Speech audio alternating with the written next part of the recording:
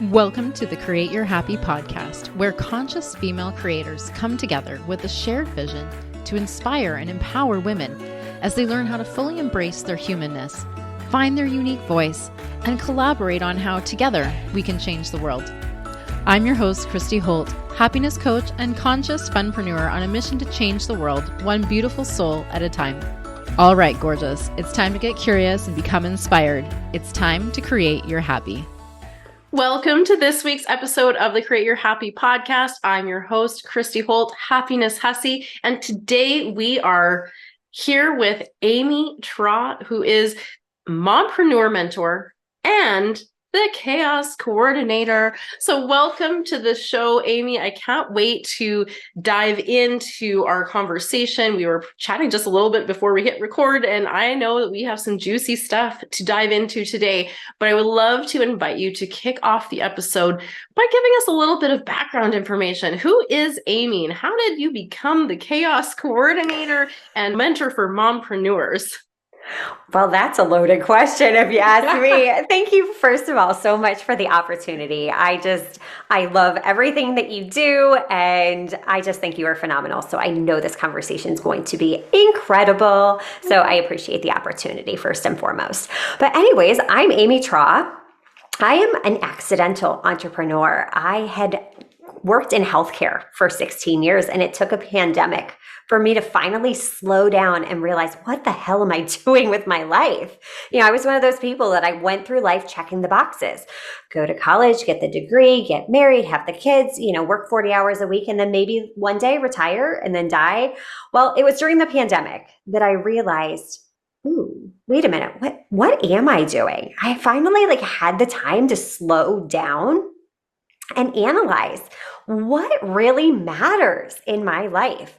And I had always had it on my heart to start my own business. So I was like, well, I'm on this furlough. I don't know if I'm going to get called back. That's plan B. So why don't we just do it and see what happens? What's worst case scenario? So I did it. I started my business. I grew it. It was exactly what I wanted. And in the process, I had other moms coming to me and they're like, well, how did you do this? You don't have a business degree. How are you building this business? How are you creating this?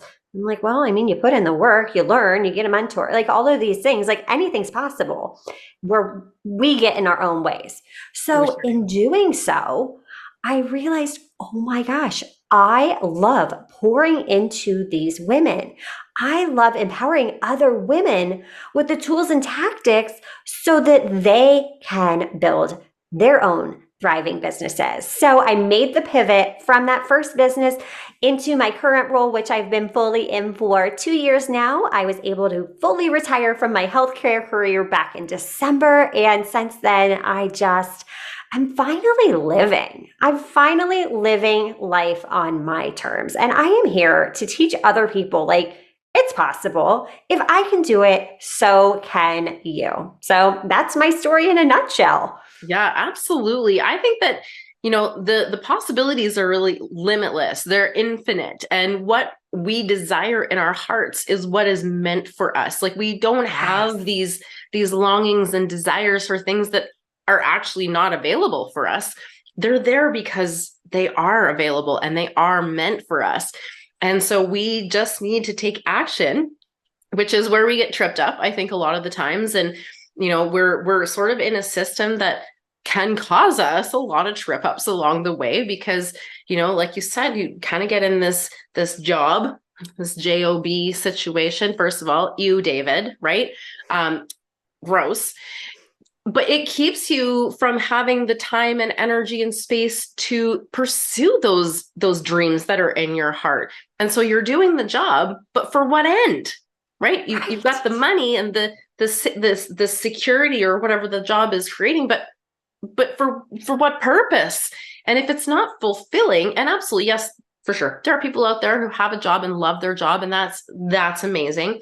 But if you are feeling like it's draining you slowly and, taking over your life to the point where you no longer have dreams and passions outside of it, then it's time to maybe take a step back and consider, what is your end goal, right? What do you want to experience in this incredibly short human existence that you are here for, this blip in time, really, that is going to fly by so quickly.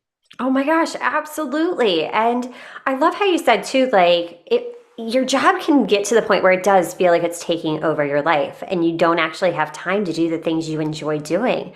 But it's really in taking that step back. It's in that white space that so much transformation happens. So, I always encourage people, like, if you're just feeling just burnt out, overwhelmed, just questioning, like, what am I doing?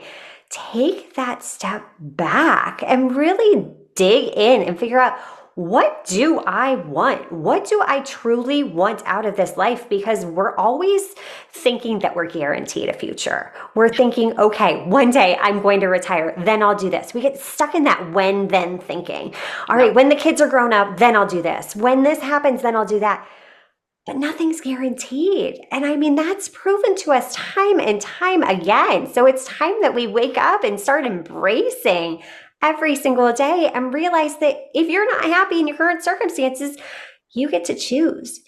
And that's kind of scary in a way, that you get to make the choice to make the change. It's terrifying. It's exciting and terrifying both at the same time, right? It's like this simultaneous contradiction of like, oh my gosh, I'm the one. And also I'm the one. Like, it's both of those things. And that excitement and that fear really both feel very similar in our body. So it really depends on how we choose to label it. And sometimes our brains just go on autopilot and it may not feel like we have a choice, but the truth is you can rewire your brain for a new autopilot if you so choose. So just encouraging you to take the leap, do the thing. As we were chatting before, I was relaying a story, and that I read it in a book, and honestly, I can't remember which book it was, but the story really stood out. So apologies if someone knows which book it was and wants credit, let me know. But the story was in a nutshell, and I'm probably not going to tell it the way that the author in the book relayed it, but here's my version of it. There was this man who was going out and he was just getting the fish that he needed, the food he needed for his family for the day, and then he was calling it a day. Well, along comes a businessman and says, if you stayed out longer, you could get more fish. And so the fisherman kind of was like, and what would I do with that? And he's like, well, you could sell it. And then, you could build a business out of it. And then, eventually, and the fisherman says, well, what would I do then? And he said, eventually you could, retire. And then you could do the things that you want to do. And so the fisherman was like, that is basically what, again, I'm paraphrasing the story. That is what I'm fucking doing right now, is doing the things that I want to do. So why would I wait? And I think this is a really good story to illustrate the trap of this capitalist system that we're stuck in. And I'm not saying it's all bad and it's horrible. Well, okay, maybe yeah. No, I'm just kidding. But, like I said, if you're feeling like you're trapped in it, like you're going through the motions, you wake up in the morning, gotta do this job. I gotta drive to the office. I gotta do the thing. And I've been there. I did that. I used to be a professional accountant. I did not love it. And if you're in that trap, but you're thinking, I don't know how to get out of it. I have a pension. I have benefits. I have this. I have that. I would love for you to share some of your perspective on this, Amy, and how can we break free of those, golden handcuffs, as they say, so that we can start living that life now, not in 20, 30, 40 years in the future, because as you said, nothing is guaranteed.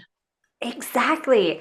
And I love how you describe that, because I really feel like we get sucked into this trap of believing that success has to look a certain way. So I really think the first step is getting really clear on what does success look like to you, because your idea of success may be completely different than the next person's idea of success. Maybe success to you does not mean making six figures. And that's okay. Maybe it just means being comfortable and able to live day to day. What does success mean to you? Because at the end of the day, This is your life. You are in the driver's seat and you get to choose how you want that to look. So once you get off of the hamster wheel and realize this is your own race, you're not racing anyone else. Nothing else matters. Live this life for you. That's where infinite possibilities open up. But the thing is, a lot of times when you're starting to work through these feelings, all right, your brain is there to keep you safe. It has nothing to compare this to. So what's it going to do? It's going to try and do everything it can to keep you playing small. But the key is when you can identify that this is happening, when you can be like, okay, well, let's start questioning all those fears that pop up. All right, so if I quit my job and I'm running this business, what happens if, I fail? Okay, well, really the only time you fail is if you stop trying. Yeah. Because when you remove the emotion and just really look at your business from an objective light, it's all an experiment. You're seeing what's working, what's not working. We're really going to pour into those things that are working. We're going to pour more gas on the fire and make it explode. We are constantly overcomplicating things. So really, again, getting clear is so, so important and step one of the process. Yeah, I mean, essentially redefining for ourselves instead of taking other people's definitions of success or happiness or joy or peace or whatever that looks like. We've got to stop outsourcing our version. We need to figure out what it is for us so that we can then choose the actions that are aligned with that, right? And then we got this whole flip side of this. If you're not working a job and maybe you're staying home with your kids, and I know you're the the mompreneur mentor, so you're dealing with a lot of moms at the same time. And what stands out for me there is, after I left my job, I became a stay-at-home mom, and that was also a challenge and felt like a trap in a different way. So I think it's interesting. There's often a battle between what's better. It's not about what's better, but people like to posture themselves in different ways. Well, stay-at-home mom or a working mom or a work-at-home mom. It doesn't matter. What matters is that you're following what's on your heart, what is your aligned path, right? So ultimately choosing the direction that makes most sense for you, never mind anyone else. But when I was a mom staying at home and I didn't have my business right away. I was at home with small kids. I had 3 kids in 3 years. And so I was focused on them for that first 5 years or so. I really got sucked into this, I call it Just-a-mom-itis, which felt very much like the trap of the job as well, because I didn't have time to think about who I was. And I remember thinking like, gosh, there are so many people out there that don't even know my name. I'm just my kids' moms, right? I'm just the parent. I'm just a human who birthed a tiny other human. And so it sort of started to wear on me, right? And I became very aware that I lost track of who I was. Did you have any sort of experience like that as well? Oh my gosh, absolutely. I think every single mom goes through that. And it's one of those that you really have to reframe that relationship with yourself. I always reframe it as, I'm not just a mom. I change it to, and a mom. I'm a business owner and a mom. I'm a spouse and a mom. And when you do that, it changes so many things. And again, it goes back to being super clear on what works best for you. If you are a stay-at-home mom and you love that, kudos to you. Like, that's awesome, because for me, that's not the path that's fulfilling. Like, working to me is just, I don't know, it fuels me. But I love my kids to death. That doesn't make me any less of a person because I choose to work. So I am a business owner and a mom. And honestly, I think both of them feed so much into each other. And this is one of my soapbox things I preach about every day. And that is that moms make incredible business owners because of the skill set that we have to use to manage our family every day. So if you're ever feeling like, I could never run a business because I'm just a mom, well, no, you can, because you already possess this amazing skill set that some of our counterparts work a career trying to achieve these skills of leadership and time management and, all of the things. It's incredible. We're like master jugglers, right? Right, exactly. We've got Exactly. We figure it out. We've got the doctor's number on speed dial, in the back of our mind. We've got the meals planned out for the week. And I'm not saying that if you don't have these things that you're any less of a mom. So don't get me wrong, but we are managing so many things. And that often gets overlooked as a really high value quality in an entrepreneur or an employee if you were to go back into the workforce. And we think, oh, we've just stayed home and we've just raised a family and maybe we're not qualified to do that thing that we really desire to do. But couldn't be further from the truth, because in fact, we are like the masters at keeping track of so many things. And on that note, how do you keep track of all the things? Because it can get pretty darn overwhelming being the one who is responsible for all of those things. And especially if you don't have a partner who's contributing in an equal fashion. And I have been on both sides of this coin, and I will tell you that the partner involvement will make a world of difference, and that what you tolerate as far as accepting contribution will continue. And so if you are already finding yourself in a slippery situation where you're feeling a bit resentful, maybe again, these like sort of tendencies coming up, maybe you're trying too hard, you're doing all of the things yourself, and you're basically juggling all of it and not getting the help and appreciation and support that you deserve or that you desire. The truth is you really do deserve it. How can we start to shift that? How can we, balance things out as a mom, as a business owner, as a spouse, all of these things that we've got going on? Yeah, so this is super important as a mom, because if you start to let all of the things run your life, you're just going to end up even more burnt out and stressed out. But really establishing those boundaries, really getting clear on what is necessary. What do I need to be doing? What can I potentially automate? What can I delegate to my kids? Our kids are way more capable than they let on most of the time. Sure. So even if you don't have a supportive spouse in your corner, that's okay. Use the support system that you do have. Take advantage of some of the wonderful automations. If you don't want to drag your kids through the store, Target has free pickup. So, you can take advantage of some of these things and have everybody contribute, because here's the thing, you cannot do it all yourself. Can you do it all? Yes. Should you do it all? No, because that again will get you so burnt out so quickly. So really asking for help where you can from the support system that you do have. I mean, how many times do we have, a friend that we can reach out to? Like, hey, I know I need to get this done. Can you watch the kids for an hour, and then, next week I'll find a time that I can watch them for an hour. Use your friend network too. As moms, we are so supportive of other moms. If a mom is there asking for help, I can guarantee you there are so many other moms that are like, okay, what do you need?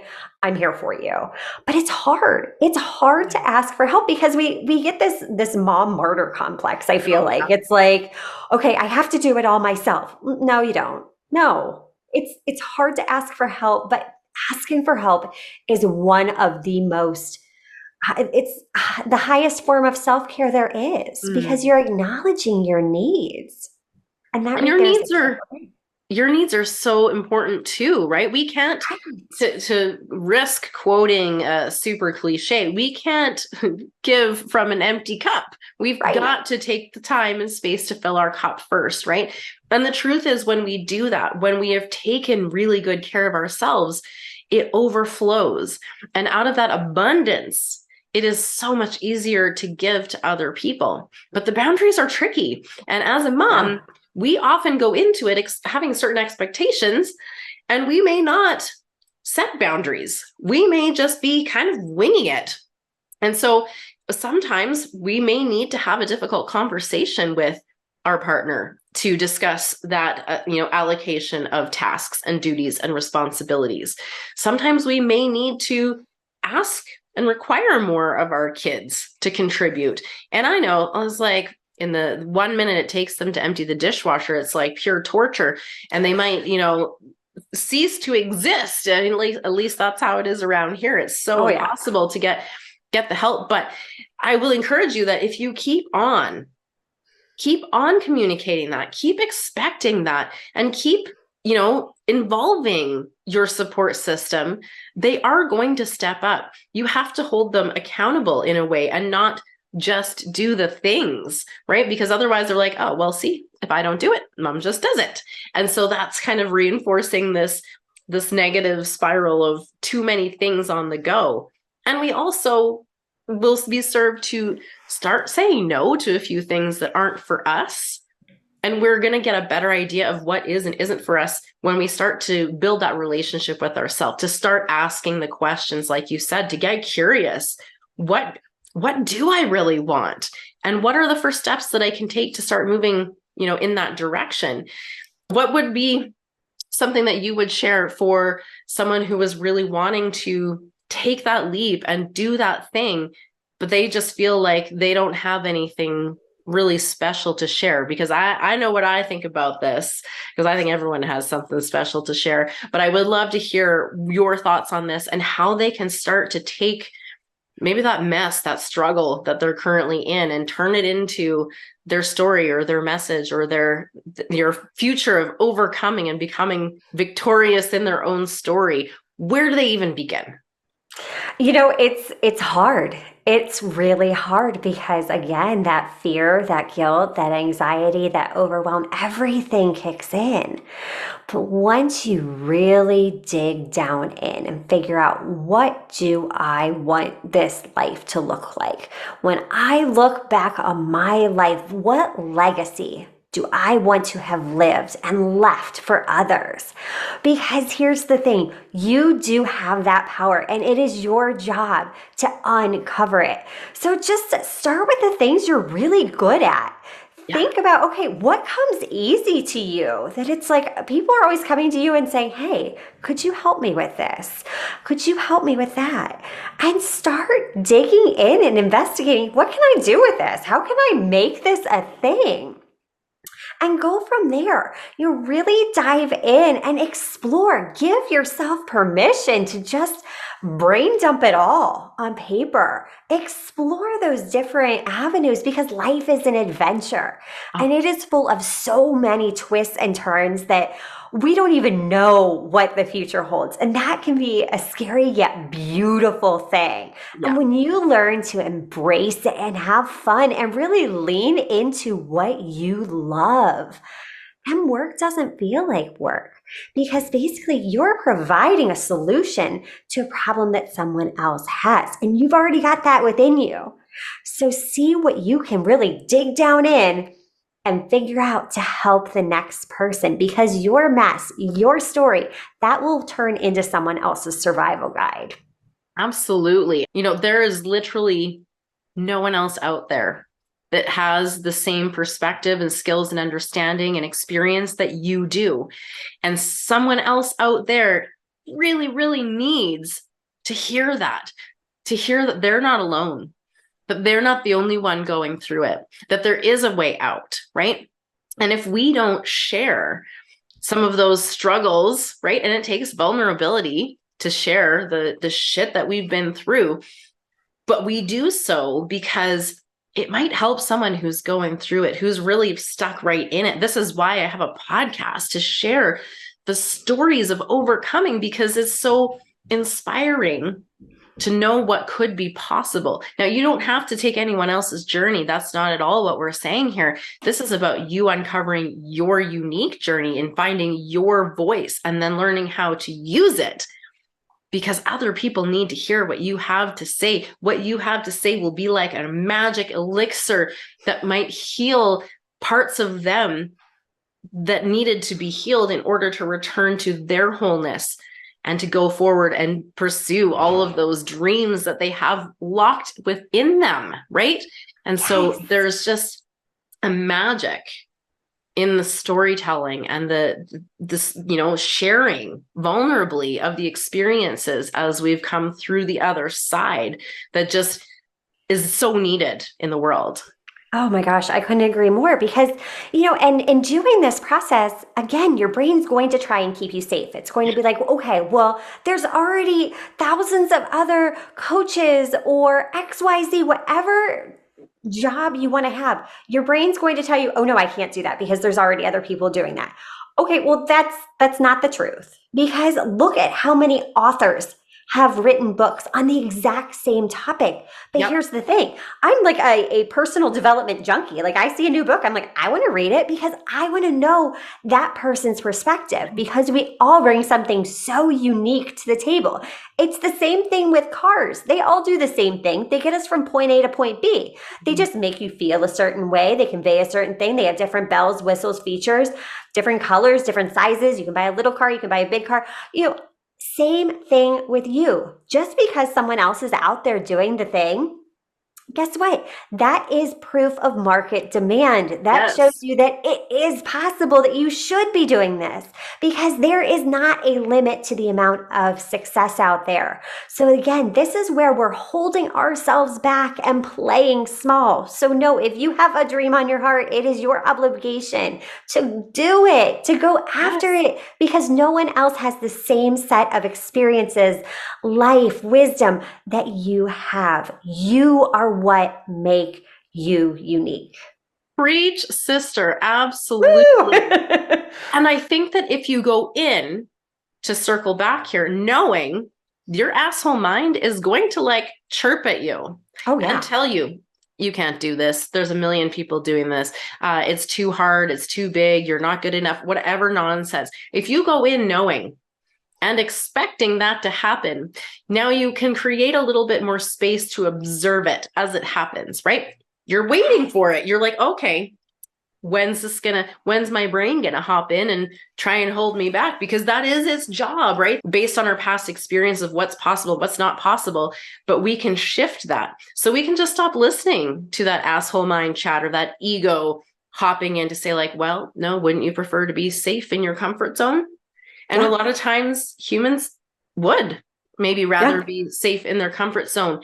But if you're feeling a little bit of, I don't even know what the word is, but it's feeling a little tight in the comfort zone and you're feeling like maybe there's something a little bit bigger, a little bit more, a little bit different, this isn't all there is for you, I want to encourage you to follow that nudge and be prepared for the chirping, right? It's going to happen. It actually is a sign that you're probably on the right track.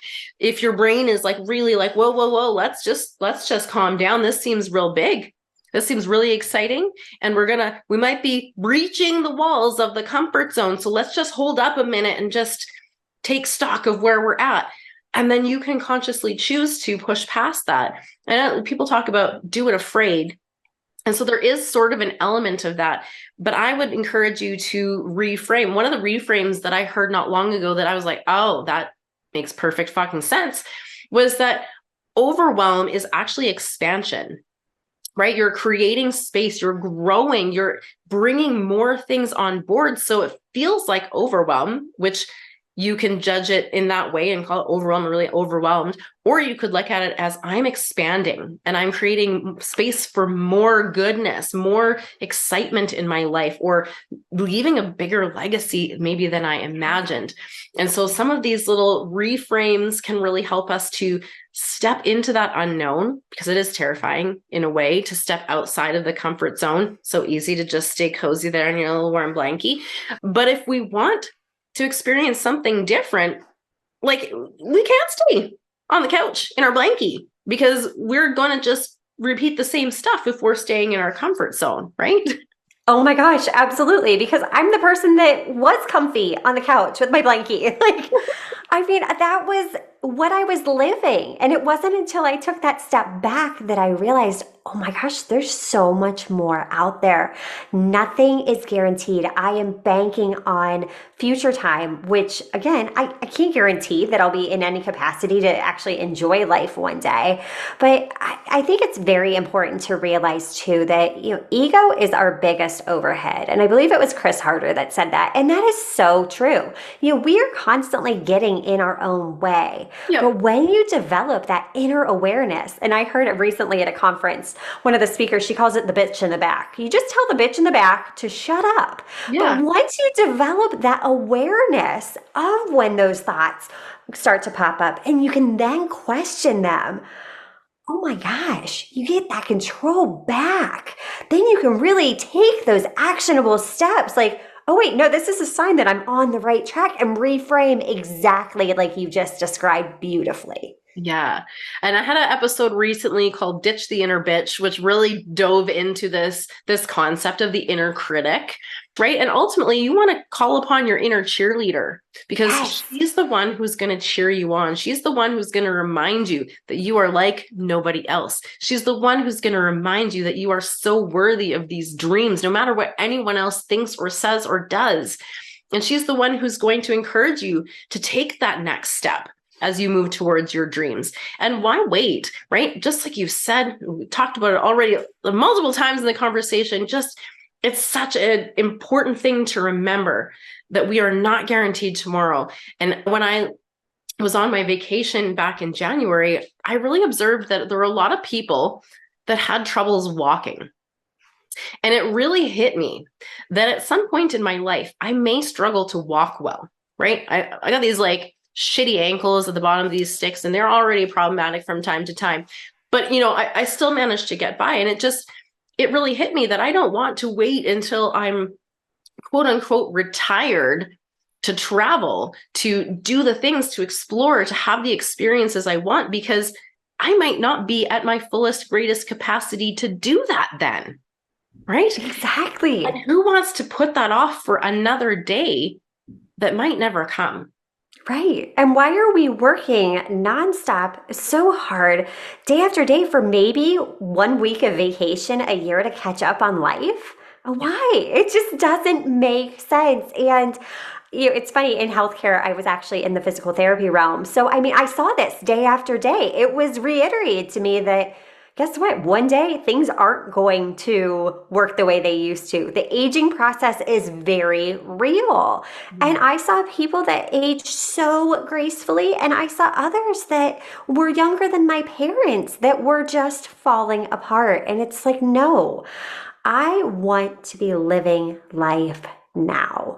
And I recently went through my own health scare. I went through a surgery a couple years ago. There was a 1% chance of recurrence. And guess what? I was that 1% this year. So again, it's just that affirmation that, I look young and healthy, but you don't know. You just have to learn to carpe diem, seize the day, and design the life of your dreams. That's just it. Because, we are the ones that are responsible. You can't outsource that. You can't delegate that. So you really got to develop this relationship with yourself so that you can be moving in the directions that you want and seizing the day, your day, right? Based on your version of what would be the most epic way to experience this day possible. And I think that if we can lean more into that, as we go about our daily life, we are going to feel more peace, more joy, more happiness, more success, more fulfillment. And we are going to, in fact, leave a greater legacy, because by loving ourselves and going first, we can show others and lead the way. Yes. I would love for you to share with us anything exciting that you're working on that you would love to share with the audience, as well as how they might be able to get in touch with you. And obviously, share a little bit about your podcast too. Sure. So many things. I currently am working on building up my one-on-one client roster. I had done several group programs that I ran, but I love the transformation that I get working one-on-one with my clients. That just, to me, like, everybody's saying you need to do group, you need to do group. I love my one-on-ones. I don't know. So for me, that's just, always expanding upon that. I have the Motivated Mompreneur Podcast, which we recorded an incredible episode. I highly encourage you guys to check that one out, because the things Christy and I talked about were just nothing short of phenomenal.